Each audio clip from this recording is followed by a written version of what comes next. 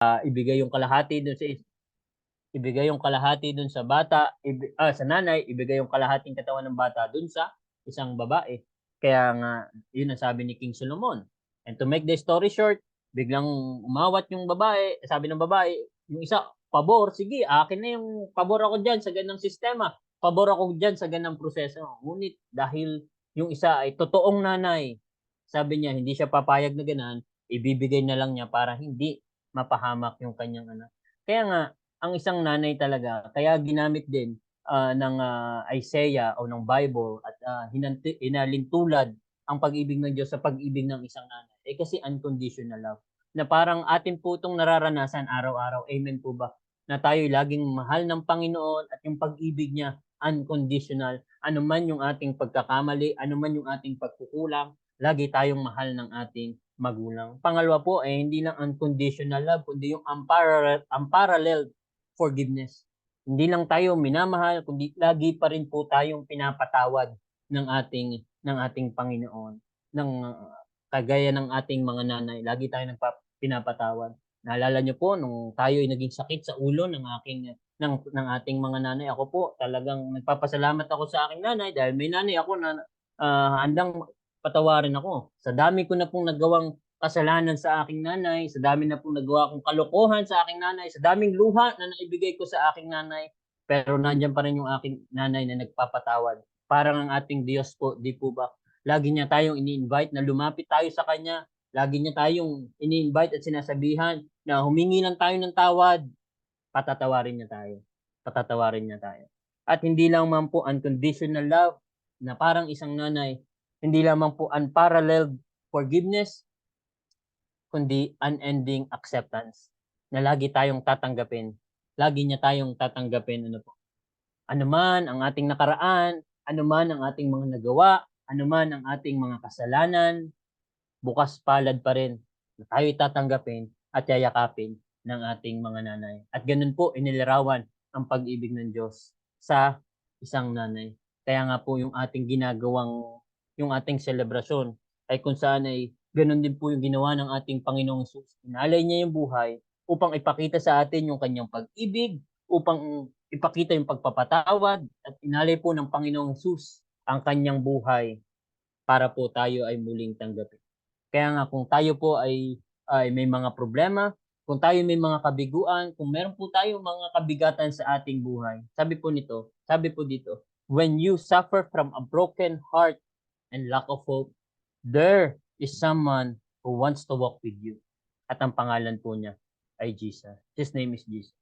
Kung tayo po'y nasasaktan, lumuluha, madaming mga agam-agam at nawawalan na ng pag-asa, huwag po sana nating kalimutan na merong gustong lumakad kasama mo at ang pangalan po niya ay ang Panginoong Hesus. Mga kapatid, lagi nating alalahanin ang katotohanan ng kanyang pag-ibig. Incomparable, hindi kayang sukatin. Pangalawa po, His love is unchangeable. Hindi lamang po incomparable, kundi unchangeable din po. Na hindi ho nababago ng sitwasyon ang pag-ibig ng Diyos sa atin. Hindi po nababago ng mga iba't ibang pagkakataon ang pag-ibig ng Diyos sa atin. Sabi nga po niya, ano po, pinabigat pa po niya dito yung kanyang statement. Sabi dito, malilimot kaya ng ina ang sarili niyang anak, hindi kaya niya mahalin ang sanggol niyang iniluwal? Ibig sabihin, malalim na po yung pag-ibig na yun. Ngunit ang sabi pa po dito sa pangalawang bahagi, kung meron mang ina na nakagawa nun, sabi niya, ako, hindi ko kayo kakalimutan kahit sandali. Kung meron yung lalim ng connection ng isang nanay at isang anak, at dito nga inilarawan, kagaya ng binanggit ko kanina, kung yun ay hindi pa magawa, ibig sabihin talagang hindi pa ma-meet yun, sabi ng salita ng Panginoon, pinalalim pa niya, ako, si Yahweh, kahit kailan, kahit isang sandali, hindi kita kakalimutan. Hindi ko po alam kung kamusta na po kayo sa halfway ng taong 2023. Hindi ko po alam kung ano na po ang status natin. Baka meron po sa atin na kapag tinanong po natin, how are you? At ang sagot niyo po lagi ay, I'm fine. Pero behind that, ay you are broken. Pero behind that, you are sad, you are lonely, you are hurt, upset, alone, depressed. Marami pa po. Marahil po, yan ang yung ating pwedeng nararamdaman ngayon, ano po, sa Zoom, pwede po kayong mag-hide o pwede niyo pong i-off ang inyong camera. Pero alam niyo po mga kapatid, hindi po natin maitatago ang ating nararamdaman sa ating Panginoon. Batid po ng Panginoon ang ating nararamdaman. Batid po niya ang sigaw ng ating puso, ang iniiyak ng ating puso. Batid po niya kapag tayo nasasaktan, kapag tayo nadidepress, kapag gusto na nating bumigay, kapag gusto na nating sumuko. Batid po niya kapag gusto na nating umayaw at kapag gusto na nating umalis, kapag gusto na nating tapusin ang ating buhay. Batid po yan ng ating Panginoon. Natatawa lamang po ako dito sa comics na 'to, ano po. Meron daw pong summer, may winter, may spring, na kung saan ay sabi po ng character na 'to, kapag summer daw po, ang kanyang laging hiling, "I wish it was colder." Ano po, so parang diyan po sa UAE, napakainit po nung nandiyan ako. Talagang 'pag maliligo ka, mapapasayaw ka, kinukuwento ko nga po kay Eunice, sabi po ng character na 'to, "I wish it was colder." Kapag winter naman daw po at taglamig, ang sabi naman po ng character na 'to, "I wish it was warmer." Sana naman ho sana ay mainit, sana uminit at kapag spring daw po ay tama lang, kalmado lang, balanse lang. Pero deep inside, ang laman daw po ng puso ng character na 'to, "I wish I was happy." I wish na sana kontento siya sa kanyang sitwasyon. Alam niyo po mga kapatid, ano man ang ating weather, ito man ay summer, ito man ay winter, ito man ay spring o kung ano-ano pa pong weather 'yan, ang pag-ibig po ng Diyos ay hindi po nababago. Unchangeable po 'yan. Sabi nga po ng Lamentations 3 verses 22 to 23 na napaka-familiar po sa atin. The steadfast love of the Lord never ceases. His mercies never come to an end. They are new every morning. Great is your faithfulness. Ang pag-ibig po ng Diyos sa atin ay hindi po nauubos. Sabi po ng Lamentations, from the book itself, Lament, na kung saan ay naghihinagpis. From the book itself na nahihirapan, from the book itself na nadi-discourage. Pero sa kalagitnaan, sinabi po nila, the steadfast love of the Lord never ceases. Alam niyo po kung pag pinag-aralan niyo pa po yan sa Hebreo, ang ibig sabihin po nan ay kesed, and you can pronounce as kesed. Ano po ang spelling sa English ay chesed, pero pinopronounce po yan at kesed. Na ang ibig sabihin po ay covenantal, legit, real, true, trustworthy, and genuine. Gusto ko yung translation na genuine. The genuine love, ang totoo at ang totoong pag-ibig ng Diyos sa atin ay hindi po nauubos. The steadfast, the genuine, the covenantal, the legit, the real, the true, the trustworthy, and the genuine love of the Lord never ceases. Never ceases. At sabi po niya, His mercies never come to an end. At yung kanyang pag-ibig ay lagi pong sariwa sa bawat umaga. Sa bawat umaga, sa bawat isa sa atin. Ano man po ang ating sitwasyon, mga kapatid, genuine po ang pag-ibig ng Panginoon at ito po'y sariwa sa bawat umaga. Sabi nga po ng mga Bisaya ay ganito, padayon, tuloy lang, tuloy lang. Kahit anong mangyari. Tuloy lang, padayon. Parang yung kasal po nung nakalipas na nung July 30 yata kung di ako nagkakamali. Sabi nila ay ang dami pong dahil nagpe-prepare na po yung iba, yung ikakasal, kaya lang bumagyo. May mga option na itigil, kaya lang dahil mahal nila ang isa't isa, ay tinuloy pa rin nila yung kanilang kasal kahit binabaha. Ang sabi nga po nila ay, makikita niyo po yung caption, bahalang yan, nagmamahalang kami. Ano, ang ganda, bahalang yan, nagmamahalang kami, na pwede ho nating sabihin, problema lang yan, nagmamahalang kami ni Lord. Pagsubok lang yan, nagmamahalang kami ni Lord. Kabiguan lang yan, pero nagmamahalang kami ng Panginoon. Mga kapatid, wag ho nating kalimutan ang isang katotohanan ng kanyang pag-ibig na meron tayo. Ang kanyang pag-ibig ay hindi ho nababago. Ano man ang maging Ano man ang maging sitwasyon, sino man ang maging presidente, ano man ang maging petsa, ang pag-ibig po sa iyo ng Diyos ay hindi po nagbabago. Pangatlo po at panghuli, His love ay hindi lang po incomparable, hindi lang po unchangeable, kundi ang kanyang pag-ibig ay unshakable din.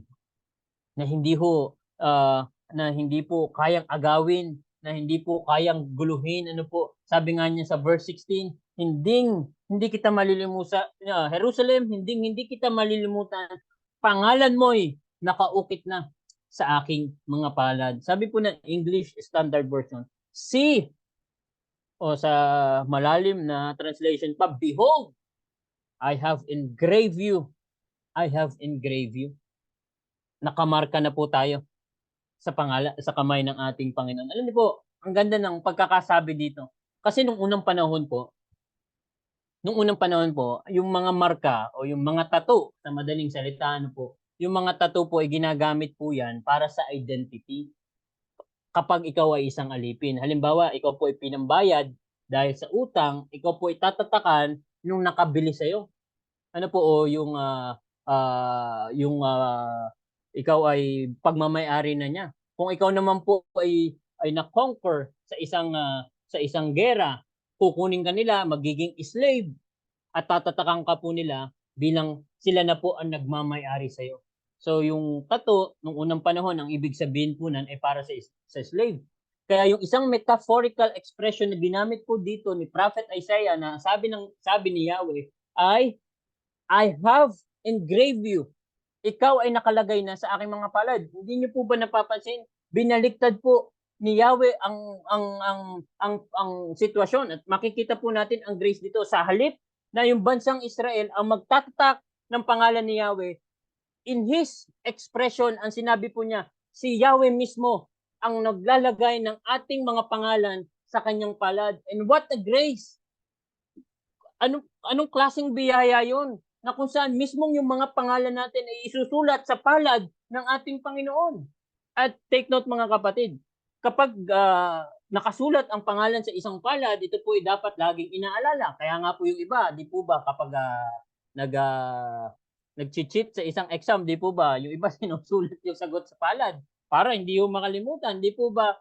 At ganito po, para ipakita ang pag-ibig ng Diyos sa bansang Israel, ang sabi niya, isinulat ko kayo sa aking mga palad. Sabi nga ni David Platt, nagbigay ng explanation dito. Basically, he's saying to his people, I don't forget you. I'm committed to you. Everything that I'm doing, I'm thinking about you. Mga kapatid, gusto ko pong maalala ninyo to, na tayo po'y nasa palad ng ating Panginoon, na tayo po'y nakasulat sa kanyang mga kamay. At lahat po ng kanyang ginagawa ay para po sa atin. Sabi niya, I have engraved you. Hindi lang po basta-basta kung saan, kundi ang sinabi po niya, I have engraved you on the palms of my hands. Sa aking mismong mga kamay. Hindi ho sa puno, hindi sa motor, o sa kung anumang material na bagay. Hindi, isinulat ko kayo sa kamay o sa palad ng aking mga kamay. Alam niyo po, itong mga palad ay talagang malambot po. Isa sa pinakamalambot na bagay o parte ng ating katawan. Either po kung kayo ay may mga kalyo, ano po, yung kalyo naman hanggang dito lang po eh. Pero yung pinakapalad ay malambot po yan talaga, originally. Kaya kung atin pong titingnan sa malalim na pag-aaral, kaya niya sinabing, I have engraved you on the palms of my hand. Ibig sabihin po ay tatlong bagay. Una, it means we are loved gently by God. Mahal po tayo ng Diyos gently, in His own way. Gently, mahal tayo ng Panginoon. Pangalawa, it means we are loved carefully. Iniingatan tayo ng ating Panginoon. Di po ba kapag meron tayong isang bagay na ayaw nating mawala, hinahawakan natin. Ganito po pag-ibig ng Diyos sa atin. We are loved carefully by God, and ibig sabihin po na we are loved securely by God. Na pinagtibay po ng New Testament. Ang sabi po mismo ng ating Panginoong Hesus, yung love gently by God, love carefully by God, love securely by God, ay pinagtibay po mismo ng ating Panginoong Hesus, at kanyang sinabi, I gave them eternal life and they shall never perish, and no one will snatch them out of my hand. Walang sino man, walang pagsubok, walang kabiguan, walang problema na pwedeng makapaghiwalay ho sa atin sa kamay ng ating Panginoon. Mga kapatid, His love is incomparable, His love is unchangeable, and His love is unshakable. Sa ating pong pag-uumpisa ng month of August, gusto ko pong basahin po natin ito mula sa Psalm 136. Mahaba po to hanggang 26 pero babasahin lamang po natin yung 1 to 9. Pwede po ba kayong mag-unmute? At ang babasahin niyo po ay yung 4, yung naka-yellow po, for His steadfast love endures forever. Babasahin ko po yung una, kayo po ang mag-a-affirm nito sa pamamagitan po ng pagbasa po nitong mga naka-yellow. Pwede po ba kayong mag-unmute at basahin po natin itong sinasabi ng Panginoon dito sa Psalm 136. Sige po, kayo po ay mag-unmute at i-affirm po natin bilang pagpapaumpisa ng month of August. Give thanks to the Lord for He is good. For His steadfast love endures forever. Give thanks to the God of gods. For His steadfast love endures forever. Give thanks to the Lord of lords. For His steadfast love endures forever. To Him alone does great wonders. For His steadfast love endures forever. Verse 5 po, to Him who by understanding made heavens. For His steadfast love endures forever. To Him who spread out the earth above the waters. For His steadfast love endures forever. To Him who made the great lights. For His steadfast love endures forever. The sun to rule over the day. For His steadfast love endures forever. Verse 9, the moon and the stars to rule over the night. For His steadfast love endures forever. Mga kapatid, wag po natin kalimutan sa mundong ginagalawan natin. Wag po natin kalimutan na may Diyos na sa atin po lagi nagmamahal sa atin. Padayon, mga kapatid, padayon for His love, steadfast love, the genuine love, the covenantal love of the Lord never ceases. Magandang araw po sa ating lahat.